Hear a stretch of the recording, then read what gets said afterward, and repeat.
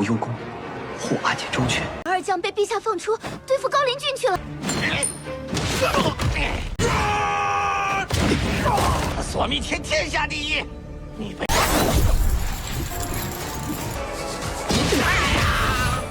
Hula semuanya, bagaimana nih kabar kalian?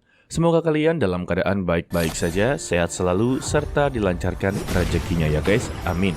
Pada kesempatan kali ini, kita akanlah melanjutkan Tonghua dari Tun Tianji atau Swallowing the Heaven. Tepatnya untuk episode terbaru, yaitu episode 17. Untuk episode kali ini, Wuyu dan kakaknya yaitu Putri Wuyao akanlah benar-benar dijebak oleh Ratu Yuanxi. Mereka berdua akanlah dinikahkan. Padahal ya, untuk mereka berdua adalah kakak adik guys. Oke lah kalau begitu langsung saja kita masuk ke dalam ceritanya.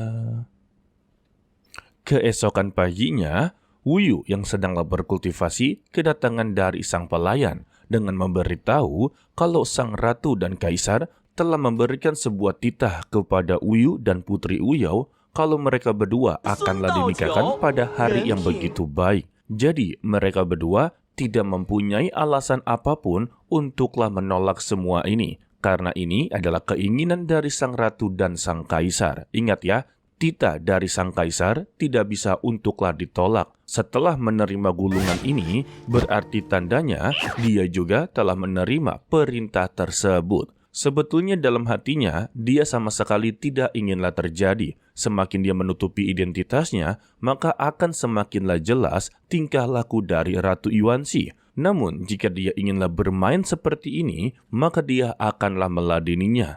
Dan dia akanlah menjadikan alasan pernikahan ini untuklah berpindah ke istana Wuyao. Dengan bertujuan untuklah melindungi kakaknya.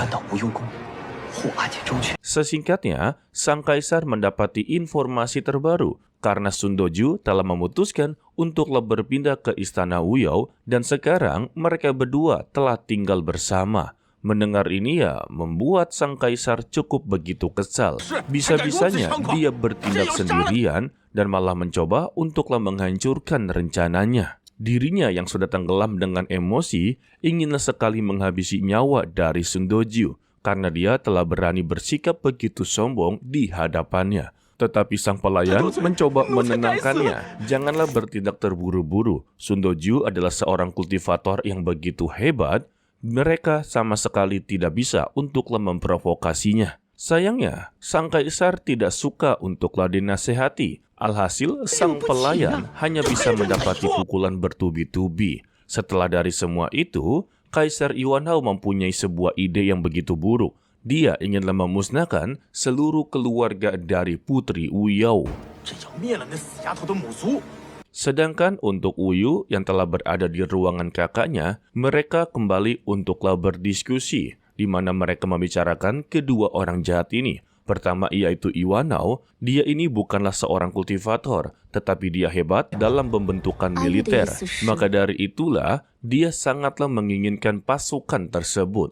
Tetapi saat ini rencananya telah gagal total. Sedangkan untuk Yuanxi, sebetulnya bukanlah seorang kultivator. Tetapi yang anehnya, mengapa dia menginginkan pil haus darah jiwa surgawi?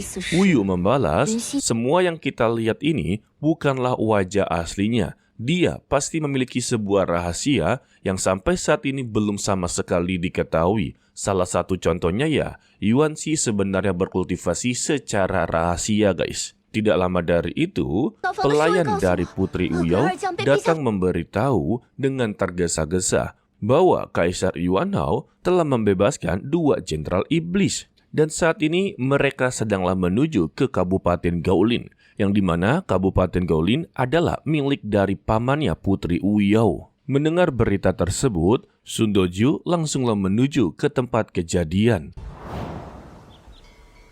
Sedangkan untuk Kaisar Yuanhao yang telah berada di sana bersama dengan 2 jenderal iblis, yaitu iblis neraka dan iblis perang, langsunglah mengobrak-abrik Kabupaten Gaolin dengan menghancurkan gerbang serta menghabisi beberapa penjaga di sana. Mendengar keributan, Paman Lantu langsunglah keluar dan menghadapi mereka berdua dengan mempertanyakan apa yang sedang mereka lakukan.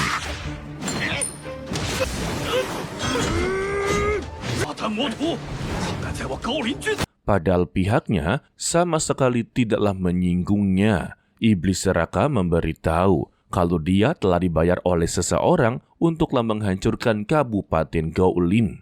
Beruntungnya saja, Sun Doju telah berada di sana sembari memperkenalkan kepada Paman Lantu kalau dia berasal dari Sekte Pedang Tongtian sekaligus sebagai inspektur kerajaan Dongye. Ditambah, dia datang telah diperintahkan oleh sang putri untuklah menyelamatkannya. Sedangkan untuk kedua jenderal iblis ini menganggap remeh kemampuan dari Sun Doju. Begitu juga dengan Paman Lantu memberikan sebuah peringatan kalau mereka berdua adalah sosok yang begitu ganas. Salah satu contohnya ya seperti iblis perang, dia berada di tingkat kondensasi Chi pertama dan telah menghabisi ribuan orang. Akan tetapi kehebatannya sama sekali tidak sesuai dengan rumornya.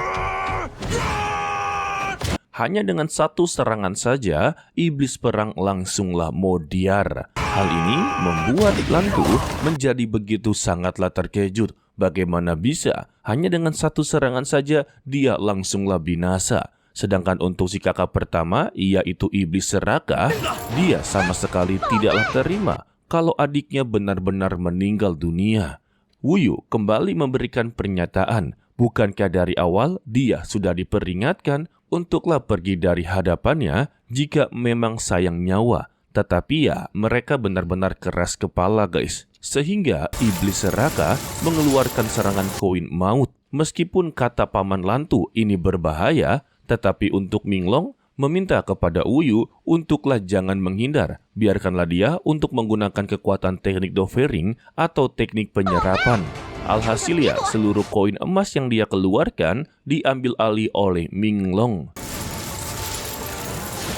Namun, Minglong masihlah merasa belum cukup. Dia meminta kepada Wuyu untuk terus memprovokasinya karena dia benar-benar sangat membutuhkan koin emas tersebut. Sehingga Wuyu memprovokasinya lagi kalau trik yang dikeluarkan hanyalah trik abal-abal. Benar saja amarahnya terpancing, dia mengeluarkan banyak sekali koin emas dan juga Minglong mengeluarkan teknik pelahapnya.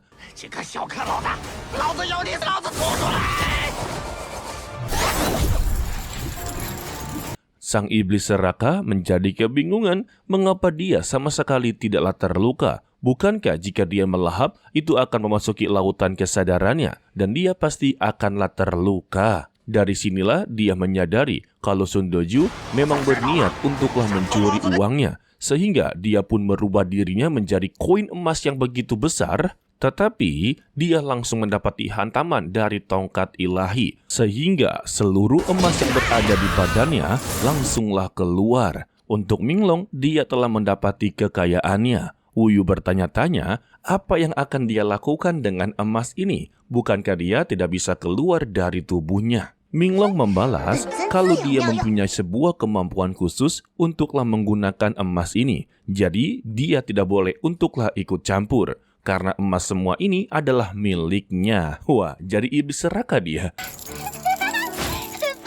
Setelah berhasil menyingkirkan mereka berdua, Kaisar Yuanhao yang mendengar keributan menganggap kalau dua jenderal iblis telah berhasil mengambil alih Kabupaten Gaolin.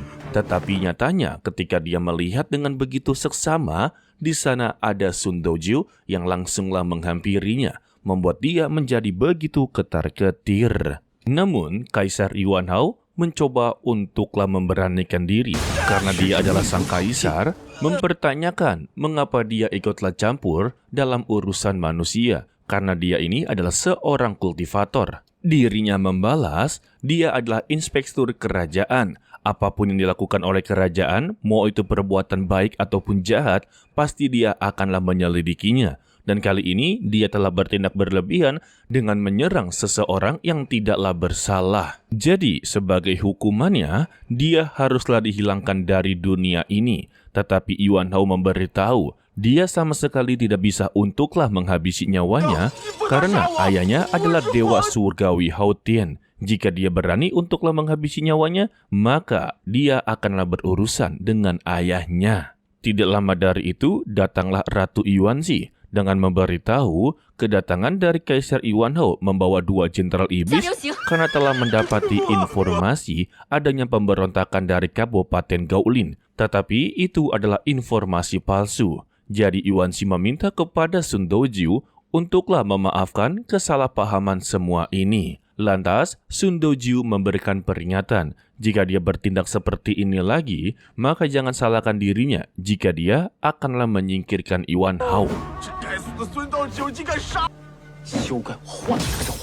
Sesingkatnya, mereka berdua telah kembali ke ruangannya. Di sini, ternyata kita telah mengetahui Chen Er adalah anak dari Yuan Shi, begitu juga dengan Yuan Hao. Tetapi, Chen Er ini benar-benar disayangi oleh ibunya. Berbeda dengan Yuan Hao, selalu mendapati masalah dan masalah. Hal inilah yang membuat Yuan Hao selalu bertindak sendirian. Karena semua pendapat yang dia berikan sama sekali tidaklah didengarkan oleh ibunya. Setelah ibunya atau Yuan Shi mengetahui kalau Yuan Hao telah memberitahu identitas ayahnya, membuat Chen Er dan ibunya benar-benar sangatlah marah. Dan terucaplah kata-kata yang menyakitkan hatinya, bagaimana mungkin aku melahirkan anak yang tidak berguna sepertinya. Lagi dan lagi, Chen Er mengambil panggungnya, meminta kepada sang ibu menghukum kakaknya sama sekali tidak ada gunanya. Yang harus mereka singkirkan saat ini yaitu Sun Dojiu. Kebetulan, sebentar lagi pemimpin sekte muda akanlah datang dan dia memiliki hubungan yang begitu baik. Maka dia akanlah bergabung dengan pemimpin sekte muda untuklah menghabisi nyawa dari Sun Dojiu. Tetapi Yuan Shi meminta kepada Chen Er, dia boleh saja bergabung, tetapi janganlah bertindak gegabah. Biarkanlah dia yang mengurusi semua ini sendirian. Ya, berbeda lah ya dengan anak kesayangan Chen Er yang berniat untuk menghabisi nyawa dari Sun Dojiu, ataupun ya ikut serta dalam pertarungan kali ini, dia tidaklah diizinkan karena dia takut kalau Chen Er akanlah kehilangan nyawanya. Tetapi untuk Yuan Hao, dia sama sekali tidaklah dikhawatirkan guys. Ya, kasihan juga sama Yuan Hao ya, tetapi bagaimanapun juga dia adalah musuh dari Wu Yu. Oke lah, sepertinya cukup sampai di sini saja dulu untuklah video kali ini. Mimin ucapkan terima kasih kepada kalian yang telah menonton sampai akhir. Pesan dari Mimin, tetaplah menjadi orang yang baik, walaupun itu sangatlah sulit. To be continue, sampai jumpa di video berikutnya. Bye-bye. 索弥天天下第一，你被